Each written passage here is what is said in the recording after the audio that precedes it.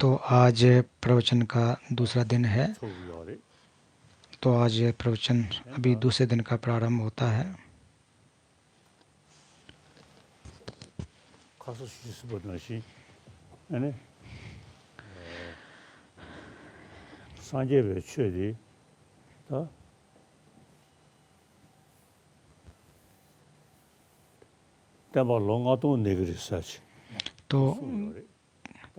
तो ऐसा जिक्र किया गया है कि बुद्ध का शासन 5000 वर्ष तक रहेगा, तो उसमें से लगभग 2500 वर्ष गुजर चुके हैं।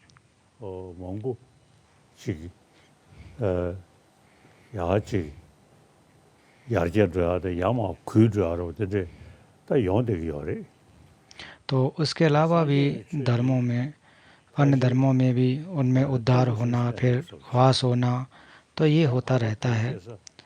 तो बुद्ध के शासन में भी यही है कि निश्चित रूप से बुद्ध का शासन तो रहेगा। आज के समय में देखें कि ऐसे राष्ट्रों में जहाँ बौद्ध धर्म नहीं था, यूरोप इत्यादि में, तो आज वहाँ भी लोग बौद्ध धर्म के प्रति रुचि दिखा रहे हैं।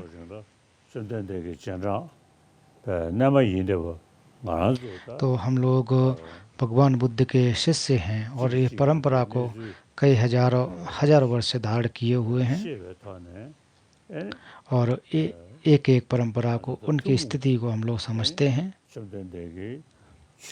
और जो एक हम और आप जो भी एक सामान्य अभ्यास के अंग हैं उसका करते हैं, और उसी वजह से आज बुद्ध का शासन अभी तक स्थापित है।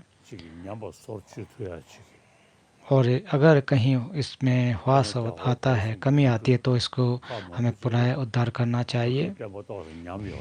तो आप देखें कि भारत में भी प्राचीन समय में थोड़ी कमी आई, और इसके अलावा भी अन्य राष्ट्रों में भी कमी आई, तो वो जो कमी आने का पुनरुद्धार उसका किया। और मैं प्रार्थना भी करता हूँ कि जहाँ भी बुद्ध शासन में कमी हो उसका पुनरुद्धार हो और पुनः पुनः बढ़ता रहे।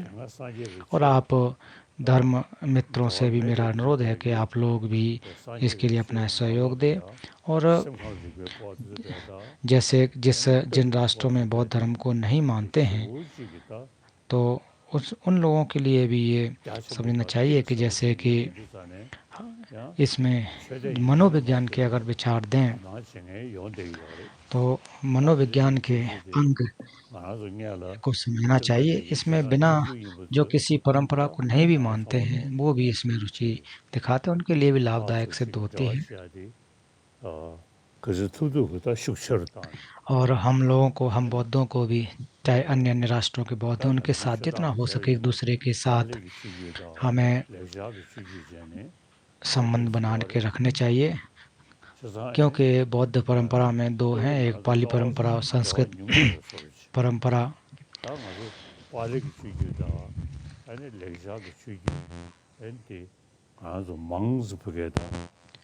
तो इसलिए जो पाली परंपरा और संस्कृत परंपरा दो हैं, तो मैं यही चाहता हूँ कि ज़्यादा से ज़्यादा हम लोग मिलें, ज़्यादा से ज़्यादा वार्तालाप करें, एक दूसरे के साथ मिलें, तो वो ज़्यादा अच्छा हो सकता है।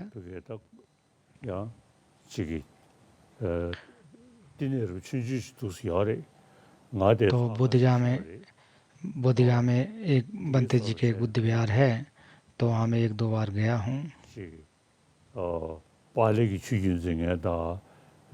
तो पाली परंपरा को धारण करने वाले, संस्कृत परंपरा को धारण करने वाले, तो हम लोग एक दूसरे के साथ मिल सकें, वार्ता कर सकें, समझ सकें।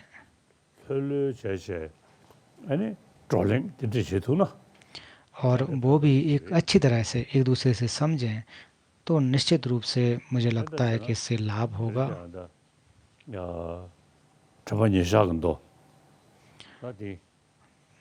तो जो कि स्मृति प्रस्थान,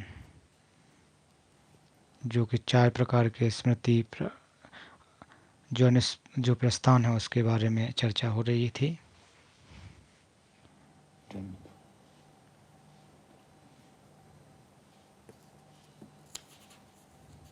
Today we are meeting for the second day, and it's wonderful to meet with you again here. We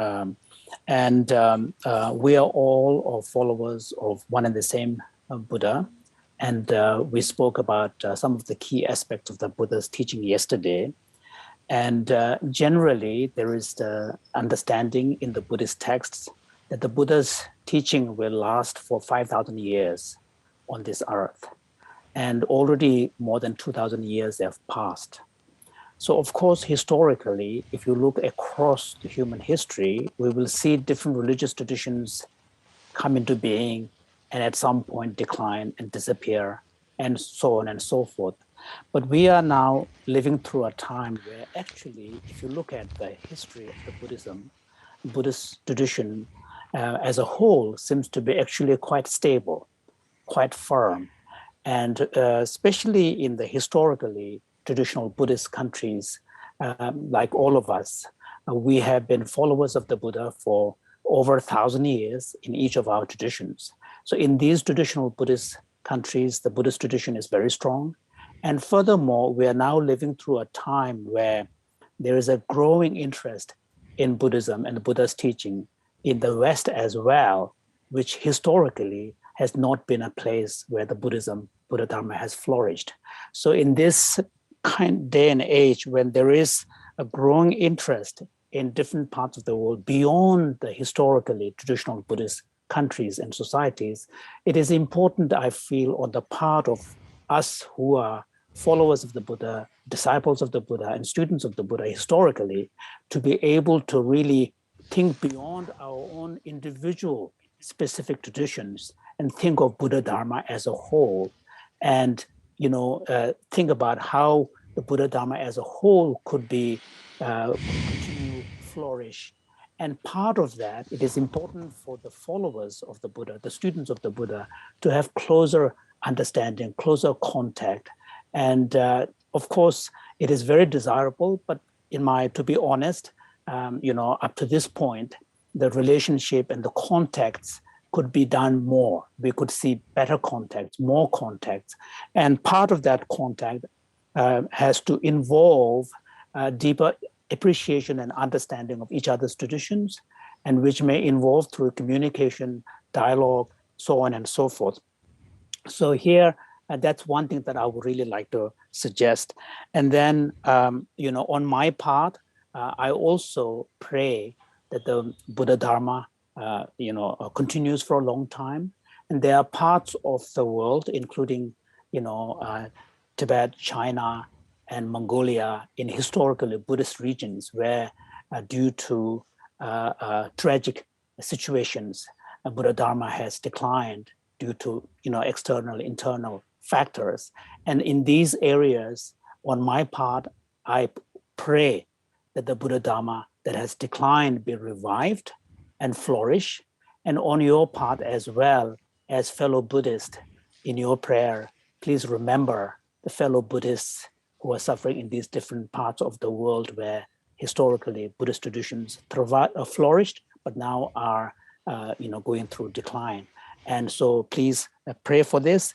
And and furthermore, I feel that generally when we talk about the followers of the Buddha, I talk broadly in terms of two major traditions, the Pali tradition and the Sanskrit tradition. And that's one way of looking at the two main streams of Buddha Dharma, the Buddhist tradition that survives today. And the dialogue between these two are important. For example, on my part, I visit the Bodh Gaya temple quite often, the stupa quite often, and there is a Thai temple and a monastery there. And as part of my pilgrimage to the Bodh Gaya, I also have the opportunity to interact with the Thai fellow Buddhists over there. So these kind of dialogue, I think, is really important. And for these dialogues, we actually also need to be more patient, to allow more space so that one can really delve deeper into understanding each other's interpretation of the Dharma. And also one thing that we have to remember is that in many parts of the world, beyond people who are taking interest in Buddhism as a religious teaching, there are also many people in the world who are looking at Buddhism for its deep psychology, teachings on psychology, teachings on philosophy, the science of mind, and not necessarily relating to Buddhism as a religion, but Buddhism as a source of knowledge, as a source of teaching, as a source of insight. And in these, in this kind of time, I think it is important for us, Buddhists, while helping fellow Buddhists to continue to flourish the Dharma, but also serve this broader community, the secular world, where people are looking at Buddhism as a source of spiritual resources, teaching, insights, and so on. So I think the key point here is that we need more interaction and contact among ourselves first. Oh yeah, 当然了的，这么影响很多的嘛，我的还是龙，他是成个的的，तो मुझे 倒是罗云的， इसके जो आगम किससे प्राप्त हुई मुझे याद नहीं है। 马色的， तो शुरुआत में इसमें परम पावन जी शुरुआत से पढ़ रहे हैं कि पाली में महासतिपट्ठान सूत्र कहा जाता है, नमो तस्य भगवतो अरहतो सम्मा सम्बुद्धस्स। त्याला छाछा रोस, दिखे ताकि तो वो तुझे न समझेंगे। ऐसा मेरे द्वारा सुना गया।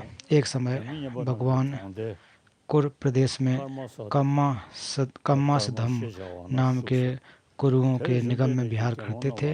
वहाँ भगवान ने भिक्षुओं को आमंत्रित किया। हे भिक्षुओं, उन भिक्षुओं ने भगवान को प्रत्युत्तर दिया, भदंत। इस पर भगवान ने यह कहा,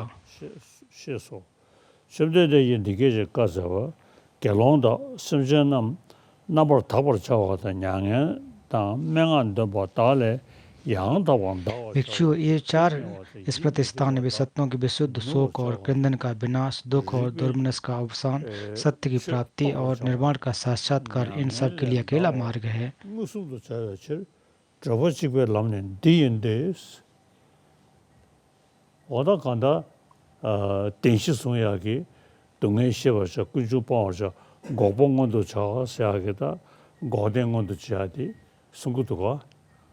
तो इसलिए इसमें जो निरोध सत्य है उसको प्राप्त करना चाहिए, इसके बारे में व्याख्या की जा रही है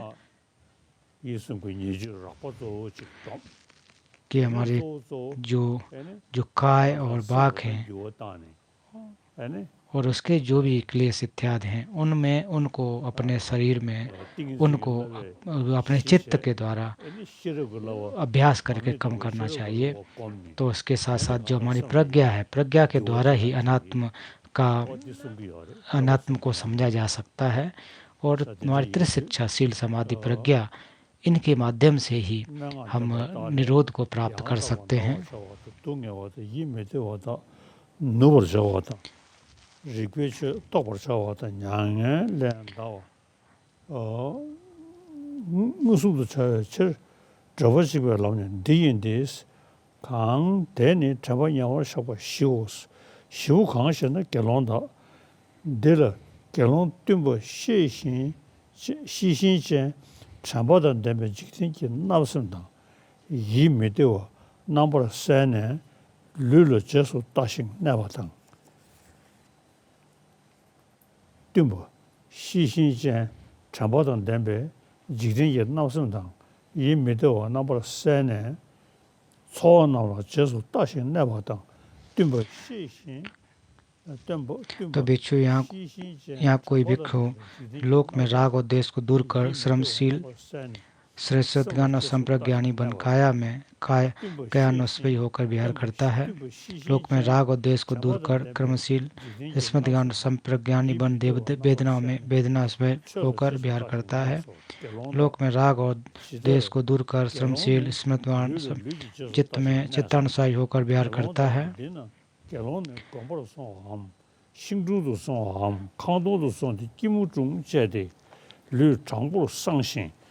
जिस प्रकार भिक्षु कोई भी जिस प्रकार काया में कन्फर्म को विहार करता है, भिक्षु यहाँ कोई भिक्षु अरण्य में वृक्ष के तले अथवा शून्यागार में जाकर शरीर को सीधा रख मुख के ऊपर भाग पर स्मृत प्रतिष्ठान कर पालथी मार कर बैठता है।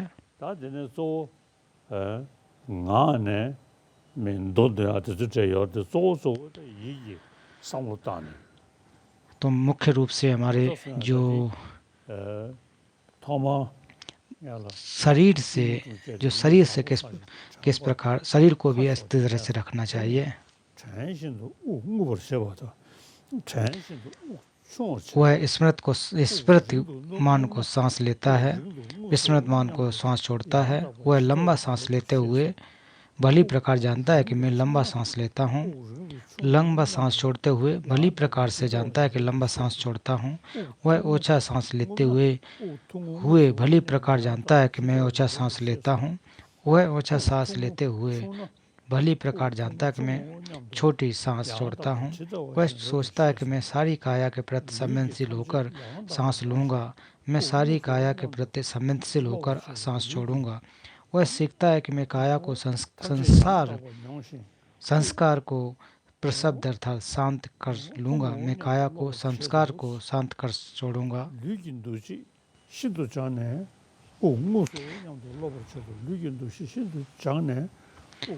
जैसे भिक्षु कुशल सुधार अथवा उसका शिष्य और औजार को लंबा घुमाते हुए भली प्रकार जानता है कि मैं इसे लंबा घुमा रहा हूँ।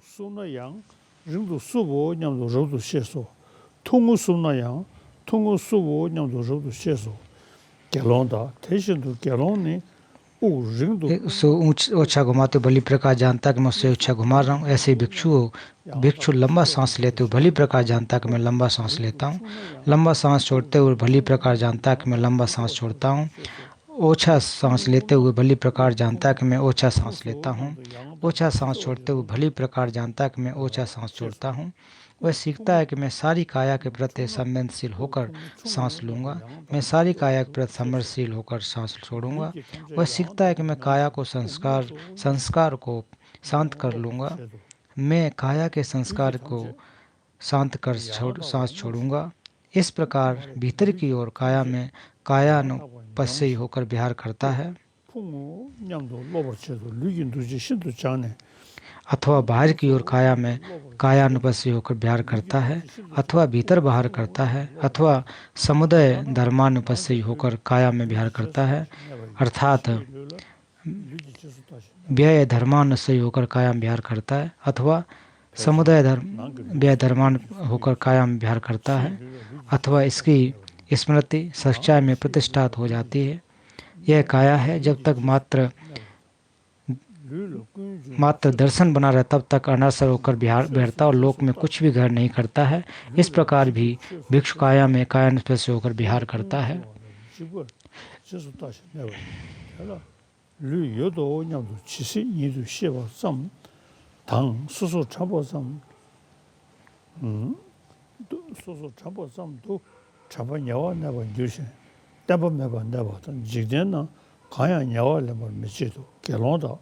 대달 결론이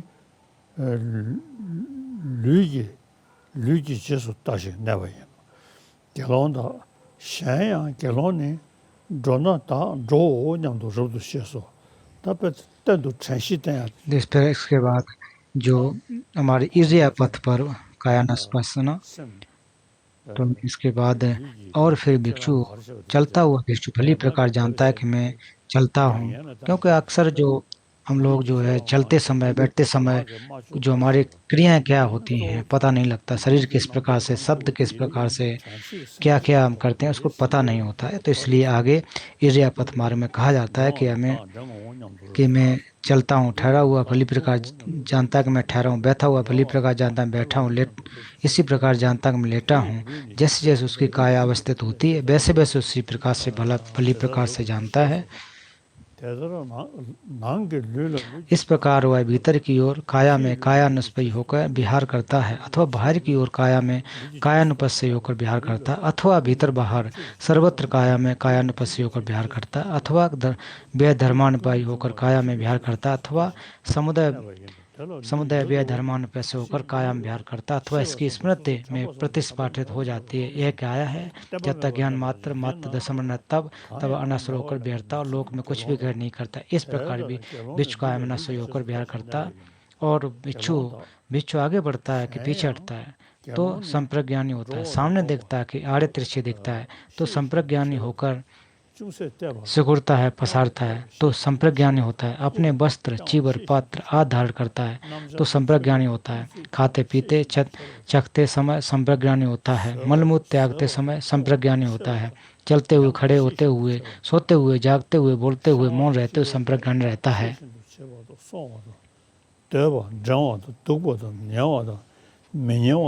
इस प्रकार भीतर की ओर काया में कायानुपस्यी होकर विहार करता है, अथवा बाहर की ओर काया में कायानुपस्यी होकर विहार करता है, अथवा भीतर बाहर सर्वत्र काया में कायानुपस्यी होकर विहार करता है, अथवा व्यधर्मानुपस्यी होकर कायम विहार करता है, अथवा समुदाय व्यधर्मानुपस्यी होकर कायम विहार करता है। इसकी स्मृति प्रतिसर हो जाती है। काया है जब तक मात्र ज्ञान, मात्र दर्शन बना रहता है तब तक अनासक्त होकर निरता हो, लोग में भी कुछ गैर नहीं करता। इस प्रकार के बीच काया में कायानुपस्यी होकर विहार करता है। और फिर भिक्षु इस काया को पांव के तलवे से लेकर और केस वाले सिर से नीचे की ओर त्वचा पर्यंत नाना प्रकार की गंदगियों से भरा हुआ जानना विवेचना करता है। तो इसमें कहा जाता है कि इसको समझ करके कि इसकी बुराइयां क्या हैं इसको समझ सकता है।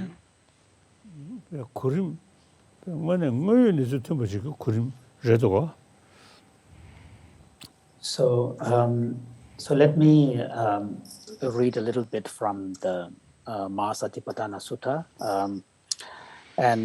So the sutta begins with the preamble, setting the context where the sutta discourse was given. So this is in the land of Kurus, in a place called Karmasadama. And then the sutta opens with the statement in exchange between the Buddha and the Sangha members who were there. And then the first opening of the sutta after the preamble sets up a very important passage where the Buddha says that there is, monks, this one way to the purification of beings, for the overcoming of sorrow and lamentation, for the disappearance of pain and sadness, for the gaining of the right path, for the realization of nibbana. That is to say, the four foundations of mindfulness. So in this opening sentence or a passage, the core of the Buddha's teaching is summed up, particularly what is the final goal of the Buddha's teaching, the Dhamma. The final goal of the Dhamma is the attainment of cessation in the form of nibbana. And here, and the way, the actual path by which one attains that nibbana is articulated in the form of, although not explicitly stated here, but in the form of what is known as the Threefold Training. And the Threefold Training is a very progressive practice where we begin with first restraining the gross levels of negative actions of body, speech, and mind by applying mindfulness and clear knowing, awareness. And then by applying these two faculties, we begin to exercise restraint on the expressions of the afflictions, such as attachment, anger, and so on. So the first level is application of these on the level of body and speech. And then we move on to the next practice, which is the second training, which is the training in concentration. And the concentration, at that point, we are now beginning to deal with our mind beyond body and speech. We're dealing with the mind. And part of that training involves first cultivating the ability to apply our mind and attain some attentional focus. So that's part of the training. And the concentration or samadhi is like the basis, the foundation. And the actual practice is really prajna, wisdom. And then the wisdom of no self or wisdom of shunyata, emptiness, is the core content. The essence of the path is really the wisdom, the training and wisdom. So this opening passage really presents this entire path in an implicit way by pointing out what is the ultimate goal of the Dhamma, the path of Dhamma. So then Buddha goes on to explain what the four foundations of mindfulness practice are. He begins by explaining the importance of adopting the right body posture, finding a quiet place for practice, and finding, sort of first beginning to discipline your body and adopt a certain posture so that you can settle your mind. And then the practice goes on to first the introduction to the mindful breathing, the mindful breathing. And the mindful breathing is explained in quite detailed way by bringing awareness to the actual act of breathing in, breathing out, breathing in long, breathing out long, breathing in short, breathing out, out short. So every time we breathe, depending upon the pace of the breath, you maintain your awareness. So the two faculties that are being applied here are sati or smriti, mindfulness, and samprajnana, which is the meta-awareness, or sometimes translated also as clear awareness. So these are the two faculties that are being applied in focused on the breath. And then the text then goes on to explain about, how the by choosing, taking the breath as the object of meditation, one begins to then bring deeper awareness and mindfulness, and then contemplation of body as body, and abiding with that mindfulness. And then the text moves on to explaining the importance of how we need to bring that mindfulness and awareness, not only when we are sitting in a practice, but also in everyday life.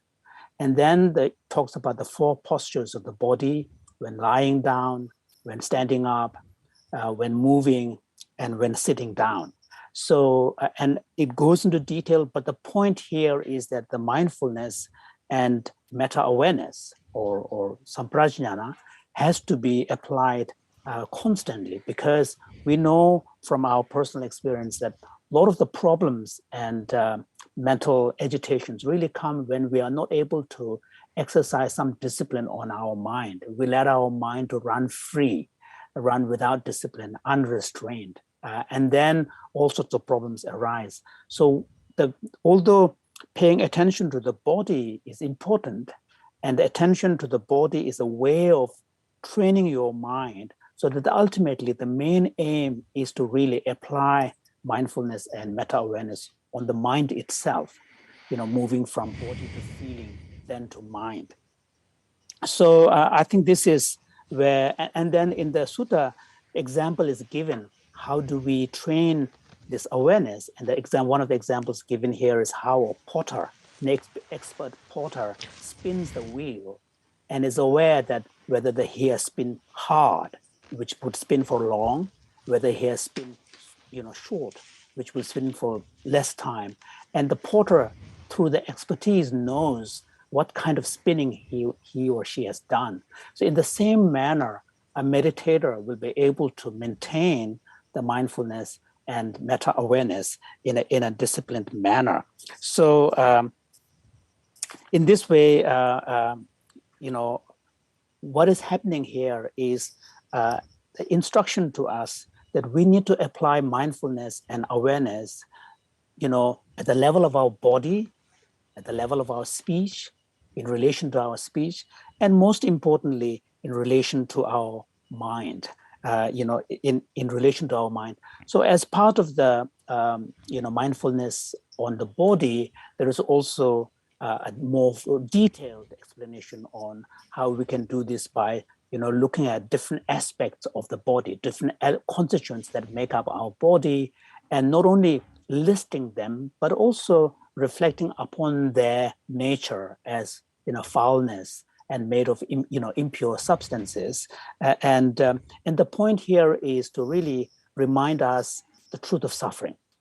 The existence in samsara is conditioned by suffering. So the truth of suffering, and the truth of suffering, by reflecting on suffering, it will lead to inquiry into what is the origin of suffering. Why are we in this situation where we are now? And through inquiring into the origin of suffering, we will find that the origin of suffering lies not outside, it lies within us. It's in our mind. It's in our emotions. So once we recognize that, then the question is asked, is there a way to bring about an end to the origin of suffering, thereby bringing an end to the suffering? And that opens up to the question of, asking about nibbana or cessation, nirod. And in this way, what you find here is actually a very an approach that is very close to the actual way things work in the world. This whole kind of approach of the path is the suffering and its origin, searching for its cure, and the healing, and where does that healing come from, which is the path. And in this way, if you think about the teaching of the Buddha as encompassed in this kind of teaching, there is something very remarkable that is actually very close to the way reality itself is. 수수타는 도디 아주 저 양원망의 소송 코도리야 तो जो सतिपट्ठान जो सूत्र है, तो उस समय, तो जब आपको खूब समय मिले, जब आप आसानी से हों, जब आपके पास समय की अधिकता हो, तो इन सब को क्रमशः पढ़ना चाहिए कि जब, तो ऐसा कहा जाता है कि जो सतिपट्ठान सूत्र को जब वर्षावास की अवस्था में रह रहे हों, उस समय उसको पढ़ना चाहिए। तो मैंने भी उसका जो सीखा, पठन किया, अध्ययन किया, तो इसमें अच्छी तरह से व्याख्या की है कि भिक्षुओं की किस प्रकार की समस्या है, क्या क्या हो। तो जो कि सतिपट्ठान सूत्र, जब हम लोग वर्षावास के समय में रहते हैं, तो उसको और अच्छी तरह से ये व्याख्या करना चाहिए, समझना चाहिए कि भिक्षु के जो क्या बुराइयां हैं, किस चीज़ से उसको एक आसक्ति पैदा हो सकती है, किस चीज़ से बचना चाहिए, किस तरह से व्यवहार करना चाहिए, किस प्रकार से सती की अवस्था में रहना चाहिए, इसमें विस्तार से व्याख्या की जाती है। तो ये इसलिए ये जो सतिपट्ठान सूत्र बहुत ही महत्वपूर्ण बन जाता है। So the tradition is, during the confession ceremony, the abbot, the senior Sangha member, has to recite the Pratimoksha Sutra. And if there is a rush, at least the preamble part of the Pratimoksha Sutra has to be chanted, if possible, the entire sutra. And so in the Tibetan tradition, during the fortnightly ceremony, इसके साथ साथ जो प्रतिमोक्ष सूत्र उसका भी पाठ करते हैं, बहुत ही महत्वपूर्ण बन जाता है। और प्रतिमोक्ष सूत्र जो कि अक्सर वर्षावास के समय में दिया जाता है, और 13वें दलाई लामा जी ने भी, उन्होंने इसके ऊपर बहुत ज़्यादा जोर दिया कि हमें वर्षावास के समय में इसका जो प्रतिमोक्ष सूत्र जो है उसका हमें पाठ करना चाहिए, सीखना चाहिए। I also had the opportunity to memorize the whole Pratimoksha Sutra myself, and at least once a year during the rainy season retreat, I chanted in the congregation. So if you look at the Pratimoksha Sutra, it's very detailed in the way in which monastic members are advised to bring mindfulness and awareness into everyday activity. It lists literally all the aspects of activity among a monastic member engages in. It's very detailed. So these really are, of course, explaining the precepts, but the most importantly, it is explaining how it is important to maintain awareness and mindfulness as a monastic member throughout, our day and night, by applying these kind of faculties to our everyday action. 전에 어제 나가서 루지 지에네 패실링을 무시고요. तो एक लिंग पूछे के समय की बात है।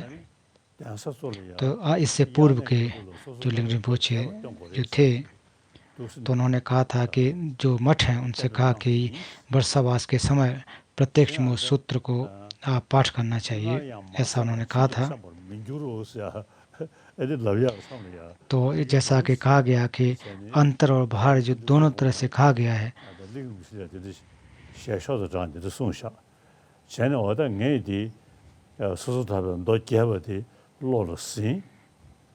तो मैंने भी प्रतिमोक्ष सूत्र को जो संक्षेप में और बृहद है उसको मैंने कंठस्थ किया और समय समय पर उसका पाठ भी किया। और जो महाविहार है उसमें पूर्व के दलाई लामा जी ने भी कहा कि जो हमारे 3 महामठ हैं वो वर्षावास में निश्चित रूप से इसका पाठ करना चाहिए, इसका अभ्यास करना चाहिए।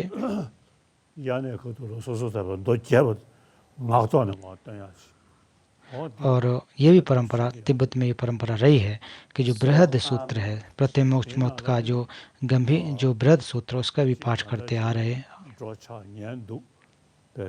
तो इसमें जो कि किस जाते समय, बैठते समय, खाते समय किस तरह से हमें अभ्यास करना चाहिए, सारी की सारी इसमें व्याख्या की गई है।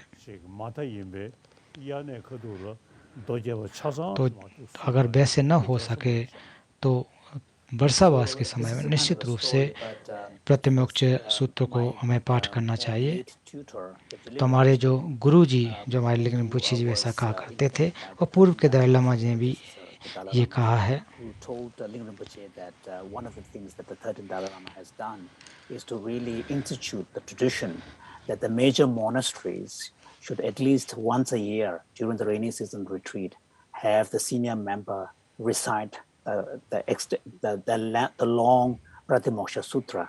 And the important point here is that when you recite the Pratimoksha Sutra, you cannot read it. You have to chant it from heart. So whoever is going to be the senior member who chants the Pratimoksha Sutra, it has to be done from heart. That's the historical tradition. So in my own case, I was able to do it once in Tibet before we left. But in India, I've had the opportunity to chant this several times. And I also have asked the major monastic universities in the Tibetan community, particularly the 3 large monastic universities that are re-established in South India, as well as many other major monasteries. I have asked them to make sure that the tradition that the 13th Dalai Lama has established to have the extensive Pratimoksha Sutra chanted by heart by the senior member during the rainy season retreat be observed. So this is what is happening here today, which I'm happy to know. But the point is that if you look at the Pratimoksha Sutra as a fully ordained monk, you will recognize that how many aspects of the Pratimoksha Sutra are instructions on how, as a fully ordained monk, one should live one's life on a daily basis, and what kind of mindful awareness one needs to bring in every aspect of the activity in one's life. The 캠프 년조 가서 소종 그도 캠프 캠프랑 로리야 그저 턴도 모두 맞던 दिने दीते और जब सोजोंग जब किया जाता है तो हर 15 दिन पर तो उस समय जो खेम्पो होते हैं, जो मठाधीश होते हैं, तो उनको कंठस्थ उन कंठस्थ जो होता है उनको बोलना पड़ता है। अगर उनको याद नहीं रहता है तो उनके अलावा दूसरे भिक्षुओं से कहते हैं कि अब आप इसका पाठ करें। तो ऐसे भी हैं कि जब वर्षावास के समय जो प्रथमोक्ष सूत्र का जाप करते हैं तो कैसे करते हैं कि किताब में पढ़ के, ग्रंथ में पढ़ के करते, तो ऐसे भी करने वाले लोग हैं। लेकिन अक्सर इसको जो कंठस्थ किए हुए होना चाहिए। If the senior member is not able to chant the entire sutra, but there will be others who will pick up where the senior member and the abbot left. So it's not as if one person should be able to chant the entire sutra from heart, from start to finish. But the sutra needs to be chanted in full, and it needs to be chanted from the heart. So that has been the tradition. So sometimes I do hear some Tibetan monasteries saying that we also observe this tradition of having the long sutta chanted during the summer retreat, rainy season retreat. But then they say, and then when I ask them, who memorizes it? They said, no, we actually read it from the text. So that's not really how it was historically, the tradition. Oh yeah. 다 아주 결론수 아니 소소사변 도디 로리야 신체. तो हम भिक्षुओं को जो प्रतिमोक्ष सूत्र उसको पाठ करना चाहिए, उसको याद करना चाहिए, और जितना हो सके तो हमारे बिहारों में भी जो मठाधीश हैं उनको अपने कंठस्थ किए हुए जब भी इसका जाप करना चाहिए, और जो ना हो तो दूसरे भिक्षुओं को भी उसको पाठ करने के लिए अधिकृत करना चाहिए. And especially when it's chanted the long version, that the senior member, the abbot starts, and then where the senior member abbot needs to take a rest, another elder member takes over. But and this tradition of chanting the Pratimoksha Sutra, at least during the fortnightly ceremony, I think is a beautiful one, and we should make sure that it remains that way. 야, 다들 안다. 저번 이제 안다. 걸 대단 난게 룰을 결론다. 대단 결론을 룰을 류지 지수 따신 내외에는 결론다 샹양 결론께니 륜딩이라 강배티 연세 짜당 고 면세나 빠빠로 두고 봐도 매성와 나서에 강화 양다고 지도하신도 소소도데 륜들은 짜당 और भिक्षु इसी काया को पांव के तलवे से लेकर की ओर और केस वाले सिर से नीचे की ओर त्वचा पर नाना प्रकार की गंदगी से भरा हुआ है. नाना जानना विवेचन करना है. इस काया में केस, लोम, नख, दांत, त्वचा, मांस, नसें, हड्डी, मज्जा, गुर्दा, हृदय, यकृत, फुफ्फुस, आवरण, प्लीहा, फेफड़े, आंत्र, योजनी, आमाशय, पखाना, पित्त, कफ, पीव, लहू, पसीना, चर्बी, आंसू, बसा आदि. भिक्षु दोनों ओर से खुले हुए मुंह वाली बेरियां, गेहूं, मूंग, मांस, तिल, तंतुल आदि नाना प्रकार का नासे भरी हों, उन्हें खोलकर आंख वाला पुरुष प्रत्यवेक्षण करे. ये चावल है, ये गेहूं है, ये मूंग है, ये मांस है, ये तिल है, ये तंदुल है. ऐसे ही भिक्षु इसी काया को पांव के तलवे से ऊपर की ओर, केस वाले सिर से नीचे की ओर, त्वचा पर्यंत नाना प्रकार की गंदगियों से भरा हुआ जान विवेचन करता है. इस काया में केश, लोम, मूत्र, इसी प्रकार भीतर की ओर काया में कायानुपस्सी होकर विहार करता है, अथवा बाहर की ओर काया में कायानुपस्सी होकर विहार करता है, अथवा भीतर बाहर सर्वत्र काया में कायानुपस्सी होकर विहार करता है, अथवा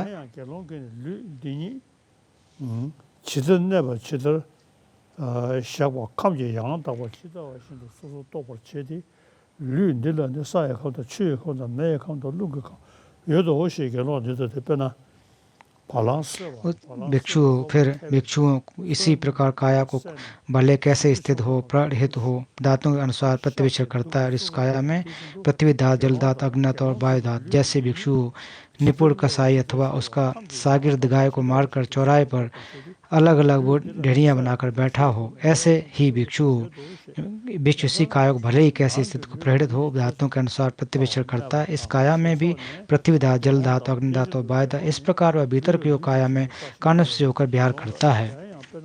और भिक्षुओं जैसे शमशान में छोड़े हुए 1 दिन या 2 दिन या 3 दिन के फूले हुए, नीले पड़े हुए, मृत शरीर को देखते हुए इस काया से उसकी तुलना करता है. वास्तव में मेरी काया भी इसी स्वभाव वाली, ऐसे ही होने वाली और ऐसा होने से बच नहीं सकती है.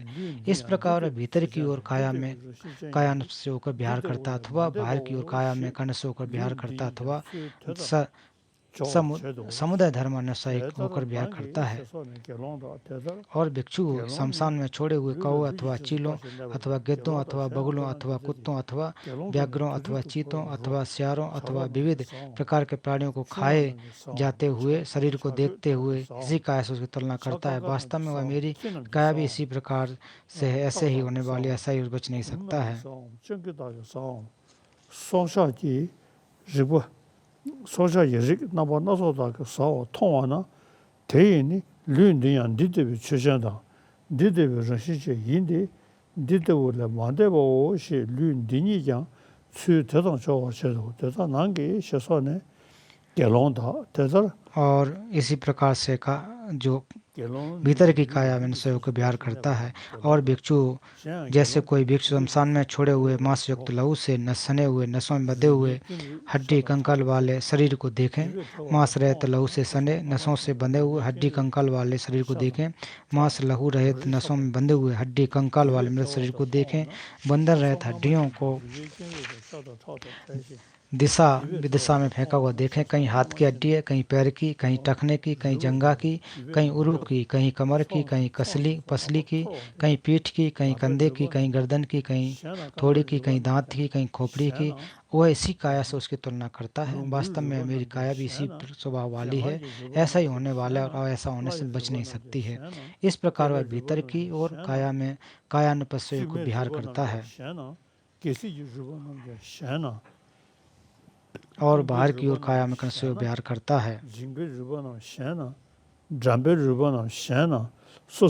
अथवा भीतर बाहर काया में कायानुपस्थिति होकर बिहार करता है, अथवा समुदाय धर्मानुसायी होकर काया में बिहार करता है, अथवा व्यय धर्मानुसायी होकर काया में बिहार करता है। और भिक्षु जैसे कोई भिक्षु ऐसे मृत शरीर को शमशान में छोड़ा हुआ, ऐसे जिसकी हड्डियां संख के समान श्वेत बड़ वाली हो गई हों। तो इसमें जो शरीर दुख युक्त है, इसको समझना चाहिए। तो हमारे जब हम शरीर के इन स्कंदों को देखेंगे, इस ढेर को देखें, जब परीक्षण करेंगे, तब समझेंगे कि इसका कोई स्वतंत्र सत्ता नहीं होती है। So now the sutra then goes on to contemplation of the different aspects of the body that make up our body, and the importance of bringing awareness into the specific parts of our body in a very distinct way. An analogy given here is in a marketplace when you have many different types of varieties of grain, and if you look at each of these, you are able to identify distinctly what types of grain this is. So a meditator, when contemplating the body, looking at the specific parts of the body, identifies and contemplates on the specific parts of body as they are. And furthermore, it points towards understanding that ultimately the body, all of these parts are composed of impure substances, which are not worthy to be attached to, not worthy to be attracted to. And part of that contemplation also involves another aspect, which is to reflect upon how, at the final level, our body is composed of the four elements, the elements of earth, water, fire, and so on. And what we think as a real thing, like a body, something that is independent and solid, is actually divisible in these different elements that make it up together. And then the meditation takes us to contemplation on the charnel ground by looking at body corpse, which is in various different stages of decomposition, as well as body parts that have been kind of cut, split open, and so on and so forth. And the point here is to, by visiting the charnel ground, viewing the body, bringing awareness, being mindful, recognizing the various stages of decomposition that we see, but then relating to it to our own body and say that this body is of the same nature. So this here refers to our own body. This body is of the same nature, will become like that. It is not exempt from that state. So what this is pointing us to is, by using this meditation, contemplation, we are also pointing towards recognizing the nature of suffering, recognizing the nature of suffering. So this is an important point of this kind of meditation. And indirectly, this kind of meditation also points towards the teaching on no self, because underlying our attachment to body is an assumption of some kind of independent body that is out there, that is real, that is worthy to be attached to, that is mine. But when you are able to contemplate on the nature of body being composed of so many parts, so beyond these parts that make up the body, there is no body that is separate from the parts that make it up. So this deconstruction or reduction of body into different parts through contemplation is also a helpful practice for deconstructing our attachment that assumes that there is an independent body that is graspable, that is worthy of attachment. So in this way, it's also pointing towards the teaching on no self, anatta. 대달다 류 잡아내셨으니 류가 나당도 상으로 तो जब काय अनिस्वायी होने की वजह से उसके बाद इसको समझने से सिद्ध होता है कि जो हमारे अंदर की जो एक प्रकार के आसक्तियां हैं वो कम होती हैं. 될 때는 삼랑감자기야로 지금 현대님도 차도기야서 드즈제디 다 파 क्योंकि अक्सर हमारे एक दूसरे काया को लेकर के बहुत ज़्यादा आसक्ति पैदा होती है. तो इसलिए जब हम इनको देखें कि हमारे अंदर किस प्रकार की जो वेदनाएं हैं, किस प्रकार की जो सुखद और दुखद अनुभूतियां होती हैं, और जो हम दुख को जिसको नहीं चाहते हैं उस दुख के प्रति हर दुख की प्राप्ति हो जाती है. तो इस प्रकार से अगर देखा जाए तो हमारे वेदना अनुस्पशना इसमें आगे कही गई है. तो ये जो हमारे जितने भी सुख और दुख हैं वो मन की वजह से उत्पन्न होते हैं. तो जब इसको हम और सूक्ष्मतः जब सोचते जाएंगे और अभ्यास करते जाएंगे और जो हमें अच्छे लगते हैं, के प्रति हम आसक्त पैदा होते हैं, तो उससे हमें जो हमें अच्छे महसूस होते हैं उससे प्रति एक प्रकार से आसक्ति पैदा हो जाती है.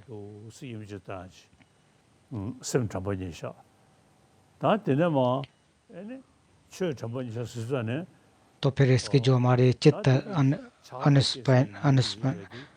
अनुस्पयी फिर उसके धर्म अनुस्पयी, तो इनको हम समझते हैं कि किस प्रकार से हमारा जो मन इधर उधर भटक जाता है और इसको जब एक जगह कैसे ला सकते हैं.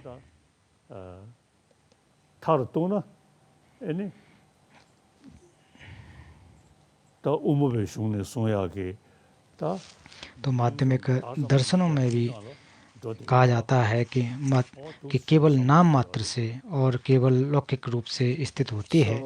ऐसे हमें समझना चाहिए, ऐसे चिंतन करना चाहिए कि जो भी चीज़ हमें दिखाई देती हैं वो लौकिक व्यवहार के रूप में नाम मात्र से होते हैं.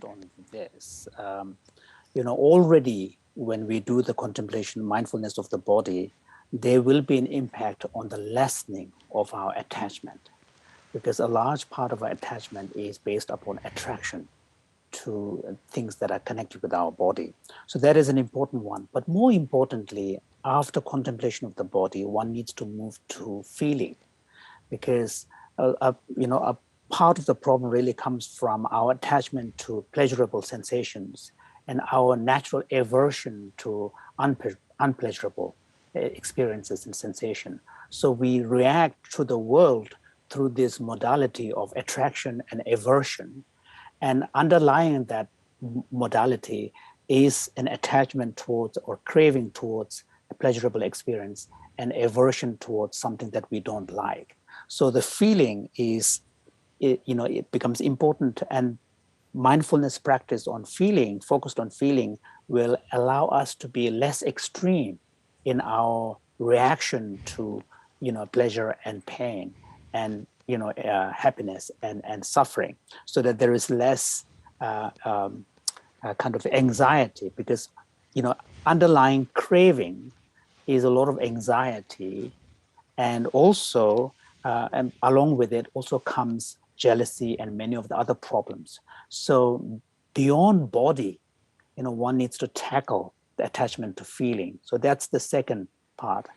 And then if we go deeper, again, where do these attachment to feeling come from? Why are we reacting to feelings pleasurable and unpleasurable in this way, we will come to recognize that underlying this is really our state of mind, different disturbed states of mind and various states of mind. And also, a large part of the attachment is constructed by the mind's attraction towards an object and sort of, a construction or a superimposition of attractiveness to things in the world. So it's the mind that brings conceptualization and adds attributes to things. And it's the mind that is doing a lot of the work. So by looking at the mind, one brings differentiation, because mind is not one monolithic state. We need to bring differentiation to mind that are more in the category of attachment leaning, attraction leaning, mind that are more in the category of aversion, which manifest in extreme form as anger, hatred, and so on. So when we are able to move from feeling to mind, we are now looking at a deeper level of the states of motivation, intention, and emotions, and so on. So now, when we move from the mind meditation to the mind object, mental objects, then we are really getting to a subtler state where, in fact, even though the text may not explicitly state this, but we are moving towards something like the teaching on anatta or shunyata as presented in the Madhyamaka teachings. Because what we come to recognize is that many of the things that we believe to exist out there are constructs of our mind. And by recognizing constructs as constructs, we also recognize that there is nothing solid with the reality, independent existence out there. And in this way, the whole basis for attachment will be undermined. So we can see in the Satipatthana, the 4 foundations of mindfulness, a progressive or progression of deeper understanding of body moving to feeling, then to mind, and then finally to mental objects or phenomena. Tadi nedi indarish tenje samtagiyore sawashiru. तो हर रोज़ मैं जो मूल्य माध्यमिक कड़का है उसका अभ्यास करता हूँ, उसका पाठ करता हूँ। tenje jawa jo gakbo meba kemeba chene ngolo tene nyambe cheba kyangani. तो इसके जो मूल हैं उसका मैं रोज़ पाठ करता हूँ। Tulu tene chaba meba tang meba ene dong yu dong meba ene oha meba dong meba. कि जिसमें निरोध रहित, उत्पात रहित, उच्छेद रहित, अस्वास्थ्य, एकात रहित, नानार्थ रहित, आगमन रहित, निर्गमन रहित, ऐसे 8 विशेषण प्रतिसमुत्पाद जो समस्त प्रपंचों का उपशम और कल्याण करने वाला है। तो जो इसमें शून्यता के बारे में व्याख्या की गई है, तो इसको मैं हर रोज़ इसका पाठ करता हूँ, इसके बारे में हर रोज़ सोचता हूँ, चिंतन करता हूँ।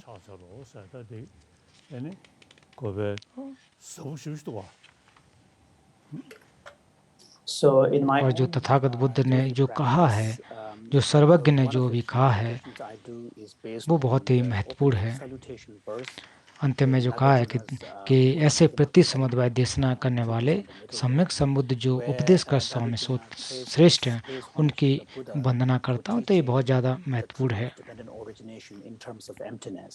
There, in the Sholaka, Nagarjuna talks about how the teaching on no self or emptiness is presented from the point of view of the nature of things themselves, where the sort of belief in the arising and cessation in an intrinsic way is negated. From a temporal perspective, then belief in enduring permanence or believing in annihilation after existence is negated. And then from the point of view of activity, intrinsic going and intrinsic coming are negated. And then from the point of view of labeling, then the grasping to things as being distinct or separate or identity and difference is negated. And then Nagarjuna goes on to say that to you, the great teacher who has taught this truth of dependent origination in terms of the absence of these extremes, I pay homage. So this is an important stanza for me, and I chant it regularly, daily basis, and meditate on its meaning. 야, 다처럼 조질린. अब इसके बाद प्रश्नोत्तर होगा. We are indeed rejoiced at the teaching. तो परम पावन जी, आपके जो प्रवचन उससे हम लोग को बहुत ही खुशी हुई और वास्तव में हम लोगों के लिए एक आशीर्वचन के रूप में है. एक महान आचार्य परम पावन दलाई लामा जी के द्वारा जो हमें उपदेश प्राप्त हुए हैं, ये हमें बहुत ही लाभदायक सिद्ध हुए हैं, जो कि सत्यपठान के ये स्मृति प्रस्थान के 4 भाग हैं, वो हमें प्राप्त हुए हैं. तो अब परम पावन जी से प्रश्न पूछेंगे. तो समय के अभाव की वजह से कुछ ही प्रश्न को हम लेंगे. तो जब भी आप प्रश्न पूछें तो अपने माइक को अनम्यूट कर दें और फिर पुनः उसको म्यूट कर दें. We shall keep the room calm and creating a conducive learning environment, so that our mind feel rejoiced and happiness. Your Holiness, Venerable Pundarit Sri Punyo from Thailand. तो परम पावन जी भिक्षु पुंदारित श्री पुण्य अभी उपलब्ध नहीं हैं, तो मैं उनकी तरफ से प्रश्न पूछूंगा. तो परम पावन जी, क्या आपके पास धर्म सीखने वालों को यह जानने के लिए कोई सलाह है कि वे सही रास्ते पर हैं कि नहीं?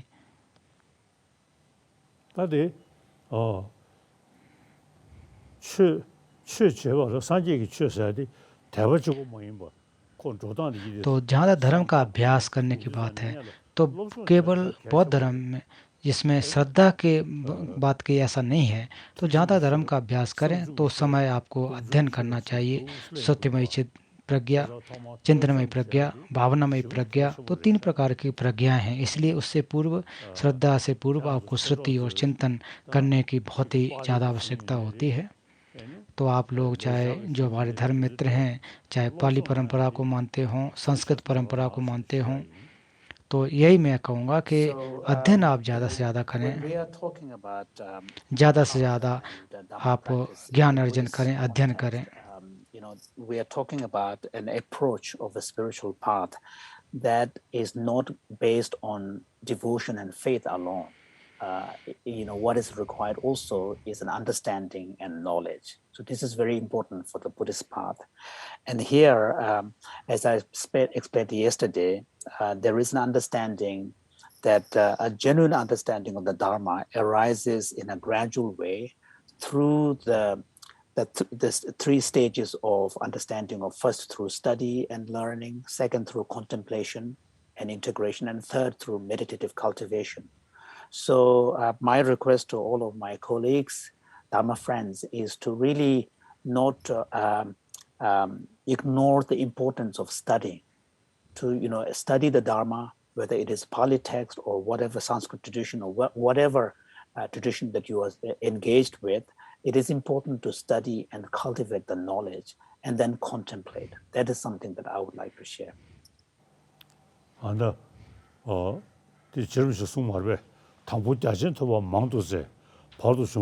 तो सबसे पहले जैसे कहा गया कि जेरेम्पोछे ने कहा है कि सबसे पहले जो भी भगवान बुद्ध के वचन उनको अच्छी तरह से सुने.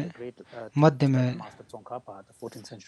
जो आचार्य जो कि जे चोंकापा ने, तो उन्होंने अपने जीवनी में लिखा है, तो उन्होंने कहा है कि सबसे पहले मैंने जो को गंभीरता से उसको सीखा है. तो दूसरा मैंने जाना है कि जो भी भगवान बुद्ध के वचन है वो मेरे लिए एक मार्गदर्शन के रूप में है. और तीसरी कि मैं दिन रात इनमें अभ्यास करता रहा. तो इस वजह से जो भगवान बुद्ध के जो गुण हैं वो उनको मैं पकड़ पाया हूँ. तो इसका यही एक सच्ची अभ्यास है, एक सच्चे साधक के लक्षण हैं.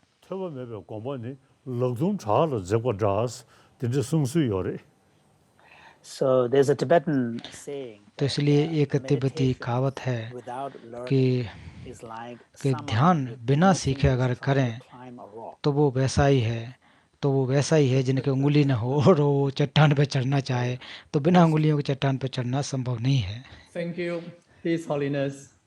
We now invite Venerable people Kamo Kesopon अगला from प्रश्न Thailand भिक्षु to ask Fra a question to फिम्फोप His Holiness. कमोल Please के unmute your तुस्फोन mic. थाईलैंड से हैं, तो कृपया करके आप अपना प्रश्न पूछें।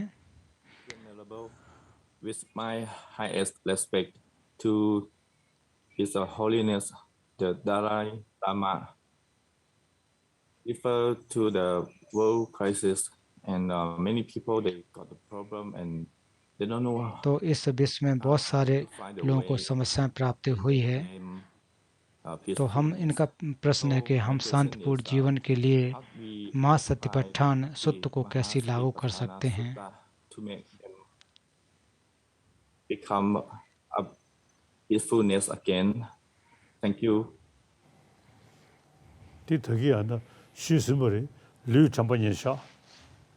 तो जैसे कि पूर्व में कहा गया, काय अनुस्पृति और फिर हमारी वेदना अनुस्पृति, चित्त और धर्म, जो चारों प्रकार के स्मृतियों के बारे में जो कहा गया है, उनको एक स्थूल के रूप में देखें, फिर धीरे धीरे धीरे फिर हमारी जो काय और सूक्ष्मताएं होती चली जाती हैं,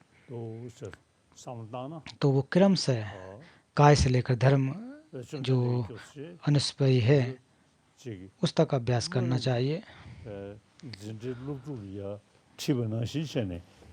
तो भगवान बुद्ध ने भी हमें उसी प्रकार से उपदेश दिए हैं, जैसे कि एक नर्सरी के बच्चों को पढ़ाते हैं, तो स्थूल से लेकर सूक्ष्मतम की तरह उन्होंने व्याख्या की है। तो इसके लिए हमें अगर हम इसको पढ़ें, सीखें, चिंतन करें, तो शायद ज़्यादा लाभदायक होगा। स्थूल से लेकर सूक्ष्म की तरफ चले, उसका अभ्यास करें, अच्छी तरह से अभ्यास करें। We already talked about how contemplation on the body, bringing mindfulness and awareness onto the body, can really create a basis for living a more peaceful life. And when you look at the Satipatthana, structure, what we see is a gradual progression. First, from the focus on the body, which is easier and it's more obvious. The object is more evident and obvious. Then gradually moving into feeling, which is still comparatively subtle, but compared to mind, it's still easier to focus on. And then moving on to mind, which is subtler, and then gradually to the mind objects of the mind.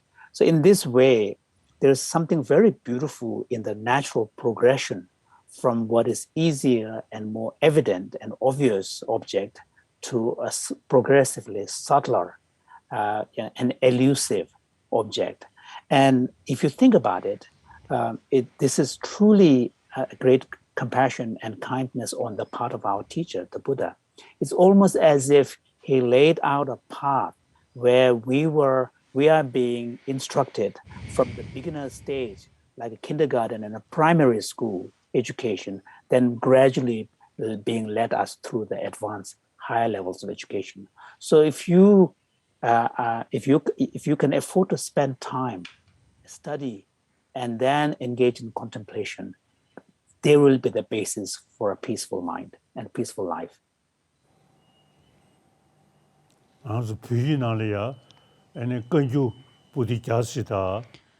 तो तिब्बती भाषा में जहाँ सूत्रों की संख्या 100 के आसपास है और शास्त्रों की संख्या 200 के आसपास है, तो इसको किस तरह से सीखना चाहिए और ये क्या है, तो मैं कह सकता हूँ कि ये कि विज्ञान पर आधारित हैं और बहुत ही गंभीर हैं। तो इसलिए आप लोगों को अध्ययन करना बहुत ही ज़्यादा महत्वपूर्ण मानता हूँ। अभ्यास करना चाहिए, ज़्यादा से ज़्यादा अध्ययन करना चाहिए। The scripture attributed to the Buddha contains over 100 volumes. And then the commentarial collection, which is known as Tengyu, contains over 200 volumes. And I often tell people, which I truly believe, that if you look at the content of these teachings, they are actually very close to a scientific way of thinking about things. It's really about understanding the nature of reality, understanding the nature of our own existence. So by spending time to cultivate the knowledge, to study them, and then bring them into contemplation is a worthy pursuit. Next. Thank you, His Holiness. We now invite Dr. Nima Senaratne. इसके बाद doctor Nimal Senaratne Sri Lanka से हैं. Please unmute your mic, please.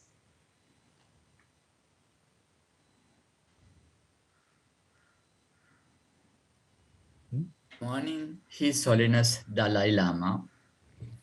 तो good morning परम पावन दलाई लामा जी. Question is, तो मेरा प्रश्न है breathing is कि an श्वास एक involuntary action. अनैच्छिक क्रिया है.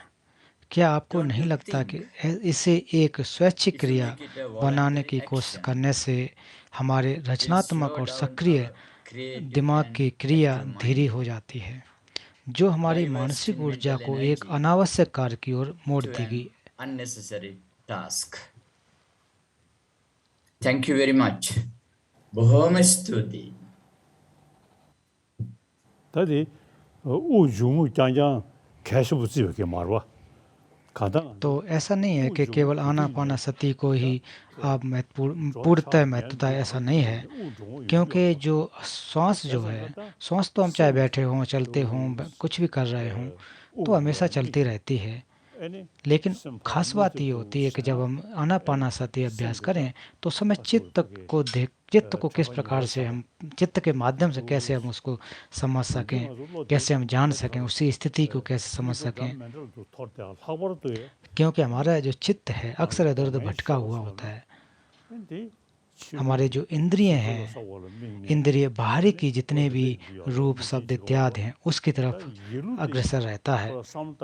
लेकिन मन की अगर बात करें तो उसके माध्यम से हम चिंतन कर सकते हैं, उसके द्वारा हम सोच विचार कर सकते हैं. तो इसलिए जो इंद्रियों के द्वारा जहाँ भी हमारा मन जा रहा है वहाँ मन को नहीं जाना चाहिए, हमारा जो आंतरिक मन है उसको नहीं जाना चाहिए, और उस प्रमुख रूप से उसका अभ्यास करना चाहिए कि किस प्रकार से हम अपने चित्त को एक जगह पर स्थिर कर पा रहे हैं. ये महत्वपूर्ण है, इससे लाभ होता है. तो ऐसा मुझे लगता है कि आपको आप जो मन है उसके उसको अच्छी तरह से समझना चाहिए कि चित्त या था हमारा मन जो है इधर भटकने से बच पा रहा है. Recognize something that we naturally and normally do as part of our human existence, and by using that natural human activity, effortless activity, as a way of anchoring our attention training. So what we are doing is we are bringing conscious attention to something that we do effortlessly by using that experience as a way of anchoring our attention. So when we are able to anchor our attention, then we learn to apply our mind. We learn to cultivate the mental discipline, because otherwise, what happens is that, most of the time, our mind chases after the sensory objects. So of course we have 5 sensory consciousness, and then we have the mental consciousness. All the 5 sensory experiences are always chasing after external objects of the 5 senses. And even the mental consciousness, which is manas, the 6th mental faculty, is supposed to be really about mind. But even then, for most of the time, the mental faculty also, mental consciousness also chases after what the sensory experiences give you. So we tend to be so externally oriented. So by choosing to consciously focus on a breath, what we are doing is to learning a skill to be able to refrain from chasing after the senses and retain the mental consciousness and cognition to remain at the manas level. And in this way, what happens is a kind of a quietening of a mind takes place. Gradually, as the mind rests and settles, we then begin to experience what consciousness is, which is pure experience in the form of luminosity, just simple awareness. And in this way, one could say one almost is able to cultivate what could be called a state of equipoise. So that, and when we are able to cultivate that kind of ability to consciously apply our mind through a disciplined attention, there's a real benefit. There's a real benefit from this. Next. Thank you, His Holiness. We now invite Ms. Chitani Bara Surya from Sri Lanka. अगला Ask your प्रश्न miss question to चितानी His Holiness. बाला सूर्य श्रीलंका से Please हैं. unmute your mic, please. Your Holiness, it's look like that there is an तो परम पावन जी, inseparable ऐसा लगता है कि connection चित्तानुपස්සना between और chittanupassana धम्मानुपස්සना and के dhammanupassana. बीच एक अविभाज्य Why is संबंध it है. not possible हम to उन्हें make अपने it one? अभ्यास में Thank कैसे you very much. एकीकृत कर सकते हैं ताकि वे एक दूसरे के पूरक हों. 미국 치 수저로 소모지 멤버체 간다. तो जब सबसे पहले जो चित्त जो मैं काया अनुपස්සना है, तो इसको जब आप देखें तो पहले अपने मन को उसको एक जगह पर रखें, एक विषय के रूप में लें, फिर उस प्रकार के चित्त को, उस प्रकार के मन को, तो फिर जब भी जैसी व्यवस्था में हो उस समय आप परीक्षण करें और जानें कि हमारे जो मन है क्षण दर क्षण परिवर्तित हो रहा है, और जो भी नश्वर धर्म है तो उनको जब समझेंगे तब जाकर के जो दुख है उसको समझ सकेंगे. और फिर जैसे जैसे धर्मों के रूप में अभ्यास करते चले जाओगे तो धर्म अन्य को समझ पाओगे. तो इनकी जो विशेषताएं हैं उनको सोच करके, उनको जान करके समझ सकेंगे. तो प्रमुख रूप से तो हमारे जो चित्त जो प्रस्थान है वो ज़्यादा महत्वपूर्ण होता है. इन सब में से चित्त जो प्रस्थान की व्याख्या जो की गई है वो बहुत ज़्यादा महत्वपूर्ण है. Is to really view the two mind and mental objects as basis and its attribute. So when you are cultivating mindfulness on the mind, what you are seeking is some ability to recognize what the mind itself is. And in order to do that, one needs to be able to move beyond sort of objectification of body or attachment to feelings. One needs to sort of move beyond those two stages and then find a way to quieten one's mind and then remain equipoised and try to sort of experience that state of absence, which is just a clear knowing and pure awareness. So it's like the basis, and then the mindfulness on the mind objects is more like then reflecting on the attributes of that mind. So for example, like when you analyze, the going and coming of that mind, when you analyze the arising and, cessation of that mind, that movement, then we begin to recognize attributes like impermanence, no self, and so on. So ultimately, the most important practice is the fourth patana, practice, the fourth mindfulness, which is the phenomena, the nature of reality. So in simple way, one can say that the relationship between these two is that first one is establishing the basis for recognizing the mind, and then the fourth one is now recognizing the attributes, abiding on the attributes of the mind, such as impermanence, no self, and so forth. And those some ships ना बही ना सम ठरा अगर आप थोड़ा और गंभीरता से अगर सोचेंगे तो जो स्थूल चित्त हैं, सूक्ष्म चित्त, उसके बारे में समझेंगे. एक जो क्षणिक चित्त जो होते हैं और ज़्यादा सूक्ष्म चित्त होते हैं, तो इसके तो उनकी अलग अलग और सूक्ष्मताएं, भिन्नताएं होती हैं, उनको आप समझ सकेंगे. तो एक प्रकार से जब आप जागृत अवस्था में हों फिर सुप्त अवस्था में हों तो अलग अलग स्थितियां रहती हैं।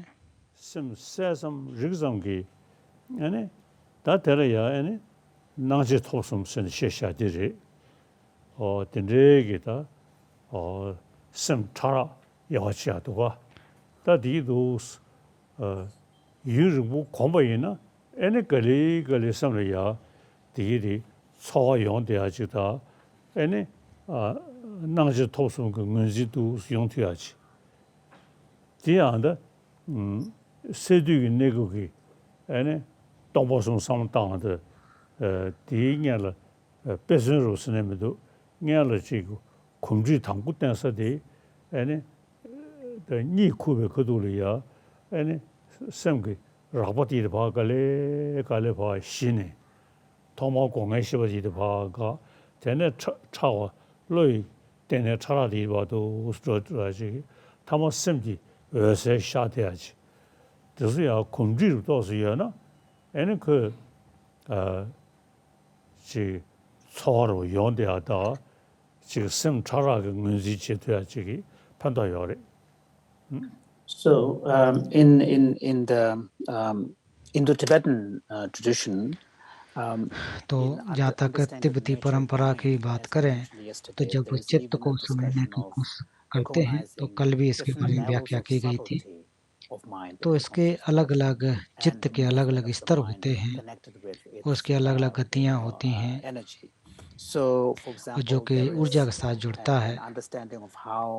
जैसे कि उदाहरण के रूप में अगर समझें कि हम स्थूल चित्त से जो कि अपने इंद्रिय अनुभव के आधार पर सूक्ष्मता की तरफ कैसे जा सकते हैं तो उनके अलग अलग तो इसमें अलग अलग व्यवस्थाएं की गई 80 अलग अलग प्रकार से चित्त की स्थितियां हैं 80 प्रकार की स्थितियों के बारे में व्याख्या की गई है और ये दोनों एक जो हमारी जो इसकी स्थिति क्या है कार्य कैसे करते हैं इनकी भी व्याख्या की गई है। तो इनको अभ्यास जब करते हैं जब योगी लोग अभ्यास करते हैं तो उसको पहचानते हैं। तो हर एक क्रम का अपना अपना क्या क्या अभ्यास है क्या क्या इंगित करता है। तो जैसे कि उदाहरण के रूप में कभी कभी तो निद्रा के अवस्था में चित्त को प्रशिक्षण के रूप में उपयोग करते हैं और किस प्रकार से हमारे जो इंद्रिय हैं वो कैसे कम कार्य करती हैं और जो योगी होते हैं वो गंभीर निद्रा में जाते हैं और फिर पहचानते हैं कि हमारा जो चित्त है वो किस प्रकार से कार्य कर रहा है उसकी गति क्या है। उस जब सूक्ष्मता में जब चलते जाते हैं तब उसकी स्थिति क्या रहती है और जो मुख्य उद्देश्य की बात करें तो उनका यही उद्देश्य रहता है कि जो गंभीर या जो गहराई है वो क्या है चित्त की स्थिति क्या है उसको पहचानने की कोशिश करते हैं।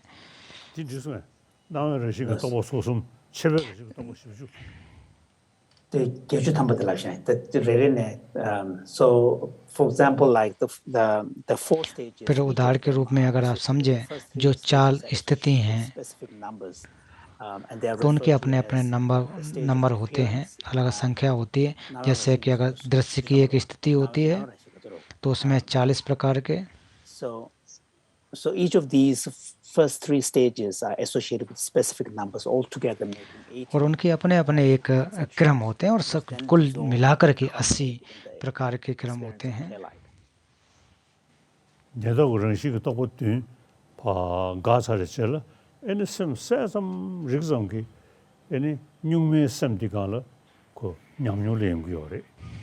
So when the third stage, which is associated with the 7 conceptions, तो फिर जो अंतिम अवस्था होती है जो 7 अंगों से जुड़ी होती है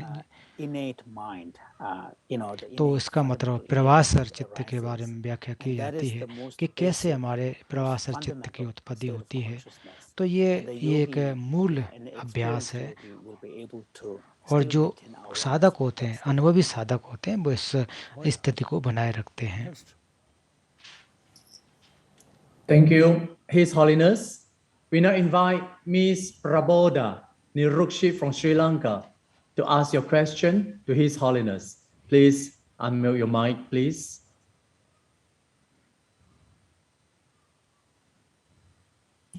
Your Holiness, I am asking, is Satipatthana meditation samatha or vipassana? Thank you. तो मेरा प्रश्न है कि जो सतपट्टान जो तो इसका जहाँ तक के बार करें तो उनके मिकवा अर्थात उसके आधार पर व्याख्या नहीं अलग अंतर नहीं करते हैं और जहाँ तक समत और विपස්සना की बात करें तो जहाँ समत की बात करें तो उसमें परीक्षण की बात नहीं होती जब अभ्यास जब माफ करना विपස්සना की अगर बात करें तो उस समय परीक्षण की बात होती है तो अलग अलग जो विषय हैं उसको परीक्षण करते हैं उसको गहराई से समझते हैं उसको किस प्रकार की स्थिति किस प्रकार से स्थिति है उसको समझते हैं तो ये जो इन सभी में जो स्मृति है स्मृतियाँ तो सब में उत्पन्न होती हैं tranquilly abiding and insight, it's not defined by differences in the object of meditation. The object of meditation can be the same. It is differentiated. तो जहाँ तक ध्यान के ऑब्जेक्ट की अगर बात करें तो वो एक जैसे होते हैं. The main approach is a single pointedness and settledness of mind and focus. So there is no discursivity, whereas Vipassana style meditation involves inquiry, like, more the wisdom aspect of the mind, inquiry, analysis, discursiveness, and critical, inquiry. So, and this is why in the Indo-Tibetan tradition, we speak of non-discursive meditation or resting meditation, and analytic or discursive meditation. And they are correlated to the shamatha style or vipassana style. And you need to combine both. So for example, in the Satipatthana practice, we see both of these approaches are used in a combination way. So Satipatthana practice, the mindfulness practice contains both elements of both tranquil abiding and insight. Oh yeah. Now next, get away. Thank you, His Holiness. There's still remaining two more questions from the floor. We now invite Venerable Arloka, Myanmar, to ask your question to His Holiness. तो अगला प्रश्न भिक्षु आर्य लौका Myanmar से हैं. Good morning, Your Holiness. My name is Aloka from Myanmar. I'm very happy getting opportunity to ask question to you. So today my question is. तो परमपा जी मेरा प्रश्न है जब लोग आपसे विरोधाभासी प्रश्न या नकारात्मक प्रश्न पूछते हैं तो आप क्रोध न करने के लिए सत्य को कैसे लागू कर सकते हैं? Thank you very much, Your Holiness. Thank you. 뒤도 가게 요마래. 야가 캐버스. 아니. 가서 그래. 또좀 잠만 먹고 싶고 또 순제. तो इसमें कोई खास बात नहीं है. इसके बारे में भारतीय विद्वानों ने भी बहुत सारे सिद्धांतों की रचना की है. तो माध्यमिक दर्शन में भी इसके बारे में